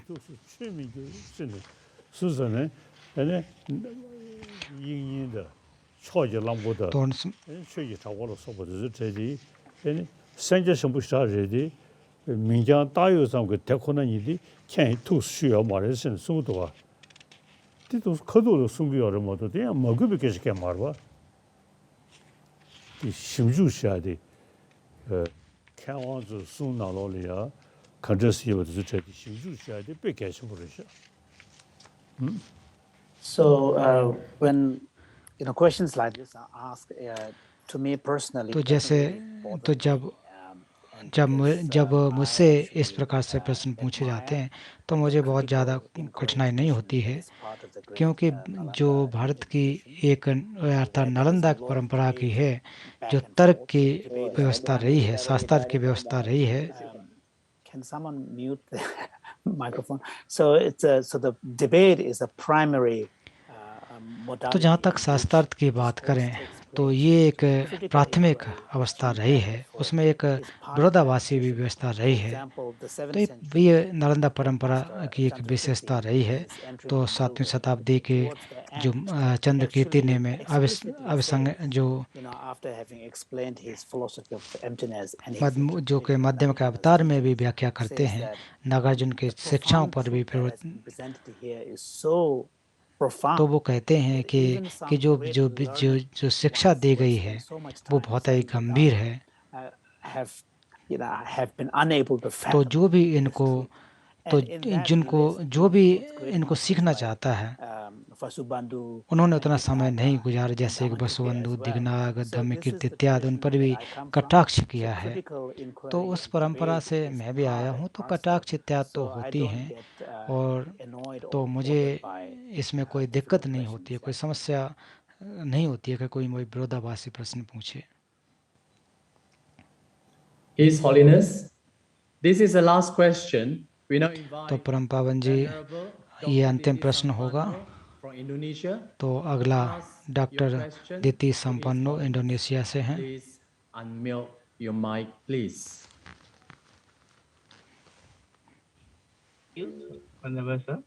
Your Holiness, Namo Buddhaya. My respectful to Your Highness. परम पावन जी नवोदय, आपको प्रणाम। I'm very happy I can join this teaching. तो आज इस प्रवचन में जुड़कर मैं प्रसन्न हूँ और कुछ अनुभव को प्राप्त किया, सत्यपट्ठान के बारे में कुछ सीखा। तो मेरा प्रश्न है कि सत्यपट्ठान के धम्मानुपස්සना का अभ्यास कैसे करें? She asked about this Dhammanupassana too. And then my question is, how about how to practicing vipassana or satipatthana during? तो जैसा कि ये प्रश्न पूछा जा चुका है, तो जब कोई रिचुअल सेरेमनी होती है तो उस समय हम विपश्यना का अभ्यास कैसे कर सकें? तो उस समय अपने काय चित्त और मन को एकाग्र कैसे कर सकें? Of parita or mantra or etc. 패시디 아다 मेदा दुए तो नाम शिवती पैसी। तो इसलिए जो हमारे जैसा कि आपने कहा कि जो हमारे अनित्य है, अनात्म है, दुख है, शून्यता है, तो इनके बारे में सोचना चाहिए। तो शुरुआत में जैसे कि हम जब दुख के बारे में जब कहते हैं, जो प्रारंभिक अवस्था में हैं और अनित्य हैं, इनको बारे में जब बात करते हैं, तो ऐसे समझना चाहिए कि हर चीज़ क्रम से बदलती चली जाती है, क्षण परिवर्तन होती है। तो ये चीज़ें बहुत सारे हेतुओं से जुड़ करके बनी हुई होती हैं, इसलिए इसको अनित्य कहा जाता है। तो जिन चीज़ों को हम देखते हैं वो क्षण जो परिवर्तित होती हैं, जो परिवर्तनशील होती हैं, वो सब एक प्रकार से अनित्य के स्वभाव को रखने वाली होती हैं।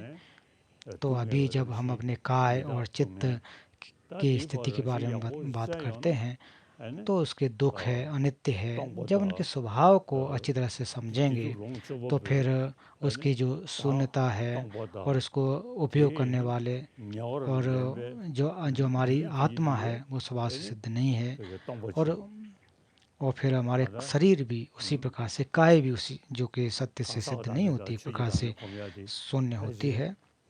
इसलिए धर्म निरात्म और शून्य निरात्म दोनों का इसमें अभ्यास सम्मिलित हो जाता है। In the case of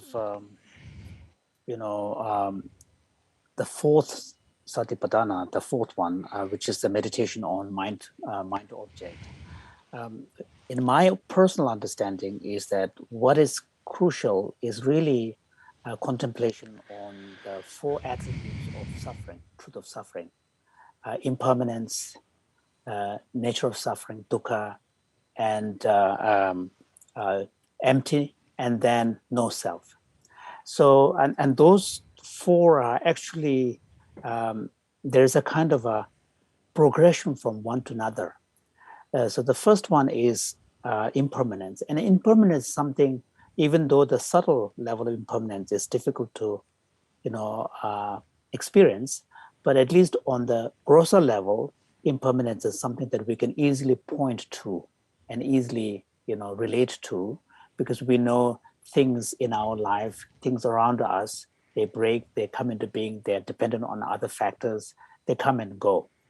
And then by reflecting upon impermanence, one thing that will become clear as you deepen your contemplation is that impermanence indicates there is no autonomy, because impermanence means something is dependent upon causes and conditions. And anything that is dependent upon causes and conditions cannot have ultimate autonomy or independence. And once you recognize that, this can open up to, especially in relation to our own existence, understanding of the suffering. And then once you deepen our understanding of suffering, nature of suffering, which is actually having no control over our own fate because of karma and afflictions, then, we will recognize that in this kind of reality, there is no place for a real owner, a real agent, a real self.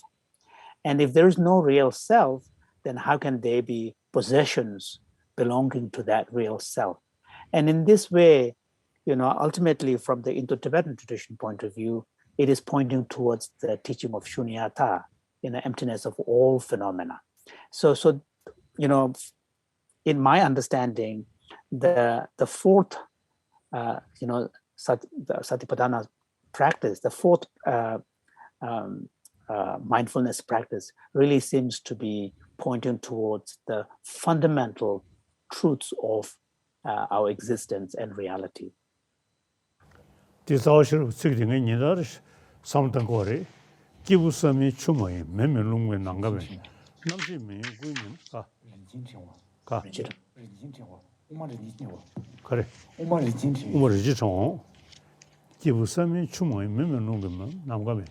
남시 모임 꾸면은 텔레션의 기부 공스 다디 돔데 교연도 기부 컴주 되베지 양다 모임 지다와 대신 감내를 두신 양다 이든 तो फिर आगे कहते हैं कि पुरुष न पृथ्वी है, न जल है, न अग्नि है, न वायु है, न आकाश है, न विज्ञान है और न सबका समूह है।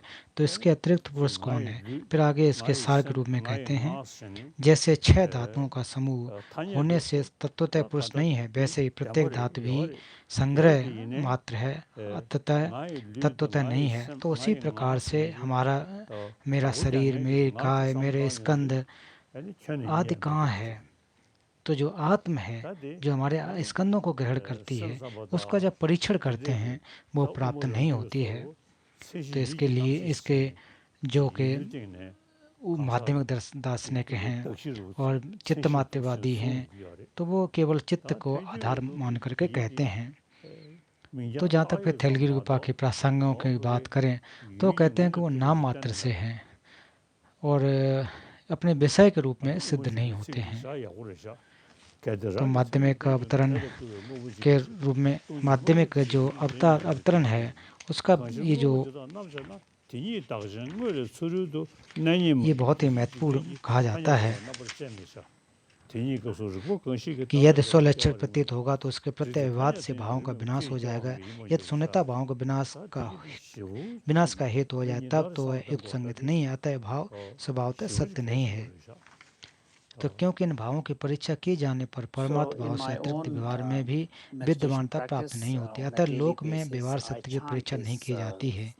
तत्व की अवस्था में जिस युक्ति से स्वतः एवं प्रत्यय उत्पाद युक्त संगत नहीं है, उस युक्ति से व्यवहार में भी युक्त संगत नहीं है, अतः तुम्हारा उत्पाद कैसे सिद्ध होगा?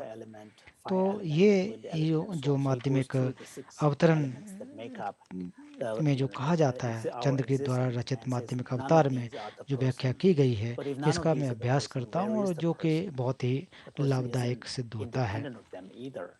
And then he goes on to say that the person is the concept of person arises only independent upon the combination of these elements. And these two stanzas are really powerful because it points out very powerfully the sort of the assumptions that we normally make is unfounded. When we talk about my body, my feeling, my speech, we assume there is an owner that is me who actually, owns these, to whom speech, mind, and body belongs to. But when you examine using this kind of analysis that Nagarjuna presents us, we don't really find, who these things belong to. There is no person. But having said that, on the conventional level, on the basis of everyday experience and day-to-day popular convention, it is true. There is me, a person has feelings, a person has speech, and so on. But then the question arises, what exactly is that person? When we say I, what is the term referring to? What is the thought I am referring to? So on this question of what exactly is the person, there's a lot of discussion in Buddhist tradition. For example, Chittamatra, the mind-only school, and other traditions, accept that the person is a construct, but what the concept of person is referring to is the continuity of the consciousness. But Madhyamaka Prasangika basically rejects all of this, attempts to find something objectively real as the true referent of the term person or the thought I am, and basically says that the existence of person can only be understood at the level of nominal reality, as part of our conventions, part of the constructions that we, as part of our everyday experience, construct as for our convenient use, for our everyday experiences. But there is nothing beyond this level of conventional reality, which is objectively real. That is the reference of the person. So and here, Chandrakirti has powerful arguments, particularly in entering the middle way. There's a key section where he presents three important consequences for those who believe there is something that is objectively real out there. And Chandrakirti presents these contradictions to any notion of believing in something independent and intrinsic reality that is out there, that has an objective basis. So those teachings are really powerful, and in my own personal practice, I contemplate them deeply on a daily basis.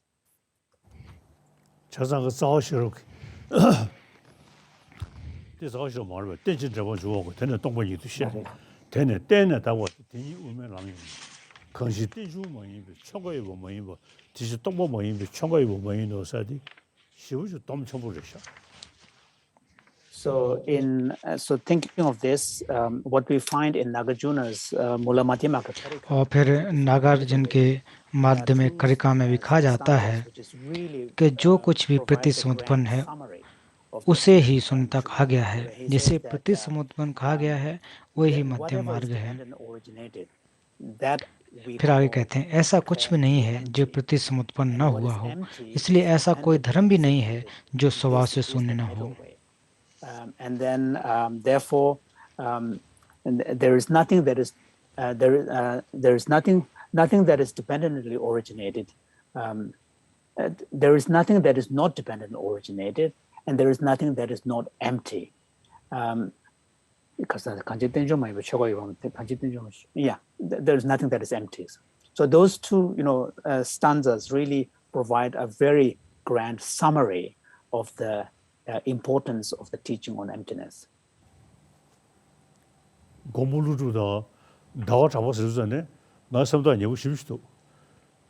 तो जहाँ तक चंद्रकीर्ति और नागार्जुन की अगर बात करते हैं तो मैं उनको बहुत अपने नज़दीक पाता हूँ। तो मुझे लगता है कि when I शायद mention names like Nagarjuna and Chantakritika, मैं भी उस क्रम में कहीं हूँ, I उसी feel लाइन very में close जरूर to हूँ, them. उनके There's he a sort of क्षेत्र में deep हूँगा। emotional मैं connection, उनके बहुत ज़्यादा and I feel almost मेरे as if, भावनात्मक एक प्रकार से especially in जुड़ाव हूँ relation to Nagarjuna, when Nagarjuna was और उनके साथ alive, मेरा खास संबंध that रहा is है। around the 2nd century, अगर नागार्जुन I may अभी have जीवित been होते one among तो those शायद मैं in भी the far corner उनके of साथ this होता। congregation, sitting somewhere. 투지체. Thank you. Thank you. Thank you. आपका His धन्यवाद। Holiness. We have come to an परम end पावन जी of our धन्यवाद। day अब 2 teaching समापन की program तरफ by हैं, His Holiness. Indeed, जो 2 we दिवसीय have a प्रवचन wonderful के समापन and की तरफ fruitful हैं 2 day teaching program और listening 2 to दिवसीय जो His प्रवचन Holiness. रहा वो बहुत The ही लाभदायक encouraging रहा and inspiring Dhamma talk given और हम लोगों at के the लिए right एक time and be able to खुशी का अवसर भी associate रहा। with the great masters. Just like what His और Holiness has said, we are followers of the Buddhas. जैसा कि But परम over पावन जी ने years, कहा कि हम लोग due to बुद्ध के differences शिष्य हैं, in हजारों respective वर्षों से हम cultures उनके and शिष्य lack of रहे हैं, communication, interaction, and तो हम लोगों dialogue के बीच में among Buddhist एक दूसरे का traditions, संबंध नहीं हो पाए particularly हैं, between Pali tradition and एक Sanskrit संपर्क नहीं हो traditions, सके हैं, we are संस्कृत और पाली as if परंपरा के separated, with लोगों का no संपर्क communication नहीं at हो all, सके। and हम sometimes लोग परंपरा अलग misunderstanding अलग मानते occur. रहे, कभी कभी However, we are मिसअंडरस्टैंडिंग भी very होती रही है, blessed living लेकिन in जो भी this रहा हो, modern technological era. तो It अभी हम seems इस there is a revival आधुनिक in our तकनीकी interaction again, युग में हैं, getting तो निश्चित opportunity रूप to से learn from each हम others लोगों को and एक get to अवसर know each प्राप्त हुआ others. है, अवसर प्राप्त All होगा this कि एक interaction दूसरे से सीख helps to सकेंगे, एक promote दूसरे जान the सकेंगे, long-lasting benefits and happiness of the Buddha तो इससे sustenance. एक लंबे Though we are समय coming के from लिए बुद्ध different के शासन traditions, बने रहे, the teaching इसके लिए of the लाभदायक होगा। foundation of mindfulness is there. The practice and the path is there. One तो जहाँ practice, तक माइंडफुलनेस there की is सत्य के there is अभ्यास है only वो one taste स्थापित experience. रहेगी। That is a taste of liberation. That is a तो cessation इन of सब का suffering. उद्देश्य That is यही nibbana. है कि दुख Therefore, the path is निवृत्ति हो, one. निर्वाण Pardon की me if प्राप्ति I'm हो। wrong. There is no Mahayana, no Theravada, no Vajrayana.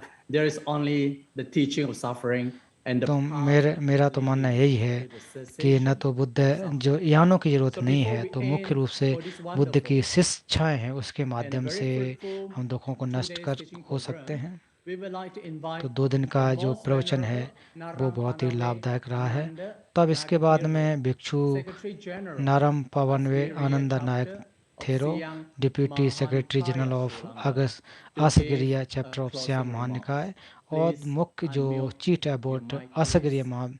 परवेना Kandy Sri Lanka से हैं, उनसे कहता हूं कि वो अपना क्लोजिंग रिमार्क कहें। तो नमो तस् भगवतो अरहतो सम्मा संबुद्धस्स, त्रिरत्न आपको आशीर्वाद प्रदान करे। तो परम पावन दलाई लामा जी, आज और कल हम सभी ने परम पावन दलाई लामा के महासतिपट्ठान सूत्र के प्रवचन को सुना।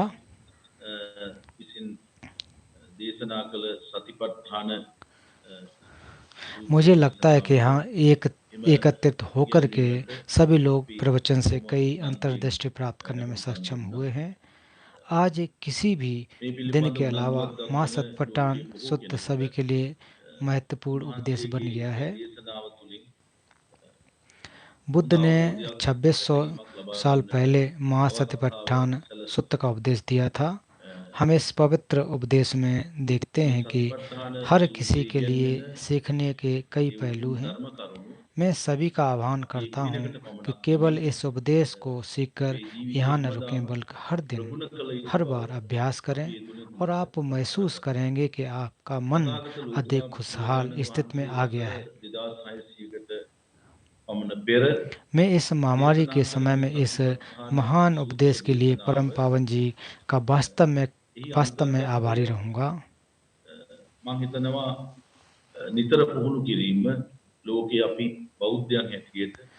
यह उपदेश दुनिया के कई हिस्सों में प्रसारित हुआ है और सभी सत्यों के लिए आशीर्वाद लाया है, और अब यह इस ब्रह्मांड में इसलिए इस ब्रह्मांड में आकाशीय प्राणियों को भी निश्चित रूप से उससे लाभ प्राप्त होगा। भगवान बुद्ध की शिक्षाओं से सभी प्राणियों को आशीर्वाद प्राप्त हो, ऐसे मेरी कामना है। साथ ही हमें परम पावन के कार्यालय, सभी आयोजकों, दक्षिण पूर्व एशिया समन्वय कार्यालय और तकनीकी टीमों को इस शिक्षण को दुनिया भर के कई श्रोताओं तक पहुंचाने के लिए धन्यवाद देना नहीं भूलना चाहिए। हम उन लोगों का पुण्य का अनुमोदन करते हैं जिन्होंने महासंघ को दान देने में योगदान दिया है। साथ ही श्रीलंका महासंघ परम पावन जी के बहुत अच्छे स्वास्थ्य, अपार खुशी और दीर्घ जीवन की कामना करता है। परम पावन जी 100 वर्षों से अधिक वर्षों तक जीवन रहें, सुखी दीर्घायु भव। මේ ශ්‍රවණය කළ බොහෝ දිනාට මේ ආශිර්වාදේ හැමත සිතක් සාන්තියක් වේවායි අපි ඉතින් ප්‍රාර්ථනා කරමු. ඒ නිසා මෙම මහා කාර්ය ලෝකුරා ප්‍රේක්ෂකයින්ට සදහැවතුන්ට ශ්‍රවණය කිරීමට අවස්ථාව සලසා දුන් වහන්සේගේ කාර්යාලයේ සියලු කාර්ය මණ්ඩලයට ඒ වගේම සියලු සංවිධායකින්ට අග්නිගාසියාවේ සම්බන්ධීකරණ කාර්යාලයට සහ තාක්ෂණික කණ්ඩායම් වලට අපි මේ අවස්ථාවේදී මෙහෙවින්ම ස්තුතිවන්ත වෙනවා. ඒ වගේම දානමාන පිරිනැමු සියලු සදහැවතුන්ටත් අපි ස්තුතිවන්ත වෙනවා. විශේෂයෙන් මේ අවස්ථාවේදී ශ්‍රී ලාංකික භික්ෂුන් වහන්සේලා හැටියට අති පූජනීය දලයි ලාමා තුමාට අපි මේ අවස්ථාවේදී ශ්‍රී ලංකාවේ වැඩ සිටින අති උතුම් දලදා හඳුරන්ගේ ආශිර්වාද විශේෂයෙන් අද උඳුවපුර 15ක් පොහොව දවස ජයශ්‍රී මහ බෝධීන් වහන්සේ ලංකාවට වැඩම කළ දිනේ ඒ උතුම් ජයශ්‍රී මහ බෝධීන් වහන්සේගේ ආශිර්වාදයෙන් රත්නත්‍රයේ ආශිර්වාදයෙන් උන්වහන්සේට නිදුක් නිරෝගී සම්පන්නිය චිරජීවනයේ ලැබේවායි අපි ප්‍රාර්ථනා කරනවා. සුඛී දීර්ඝායුකෝ භව. साधु साधु साधु. पाली की चुजू दा दिग लेक्षा की चुजू समोलोग कंदा ताओ करता के छाके शिष्य तो जो पाली परंपरा हो चाहे संस्कृत परंपरा हो, 4 शीलों को मानते हैं जो कि सभी धर्म निस्वार्थ से शुद्ध, जो शून्य है, दुख हैं इत्यादि। तो ये कोई श्रद्धा की बस नहीं है, और इसके साथ जो हमारे दुख और शून्यता, निर्वाण, अनित्यता इत्यादि को मानने वाले हैं, तो इनको हमें समझना चाहिए कि सभी एक जैसी मान्यता है। Embracing what can be referred to as the 4 axioms or 3 axioms of Buddhism. These are impermanence, that all phenomena are all conditioned phenomena. तो जो कि जितने भी चीजें हैं वो सभी अनित्य हैं, और जो धर्म है वो दुख, जो भी हमारे स्कंद हैं वो दुख हैं। सभी धर्म स्वभाव से शुद्ध हैं और निर्वाण ही परम सुख है। तो ये चारों बातें जो हैं सभी परंपराओं के लोग मानते हैं। So once again, thank you, His Holiness. तो परम पावन जी आपका धन्यवाद। We are very grateful for His Holiness for teaching us. तो पुनः हम परम पावन जी के बहुत ही आभारी हैं जो कि महासतिपट्ठान सूत्र पर अपने उपदेश दिए, और जो हमारी टीम है, टेक्निकल टीम है, अनुवादक हैं, अलग अलग वॉलेंटियर्स हैं, अलग अलग कार्यकर्ता हैं जिन्होंने इस कार्य को सफल बनाया, उन सभी का बहुत बहुत साधुवाद, धन्यवाद। परम पावन जी भविष्य में आपके पुनः कार्यक्रम की अपेक्षा करते हैं। आपको हम सभी परम पावन जी को धन्यवाद देते हैं, उनका धन्यवाद ज्ञापन करते हैं। साधु साधु साधु साधु साधु साधु साधु साधु तुझे धन्यवाद।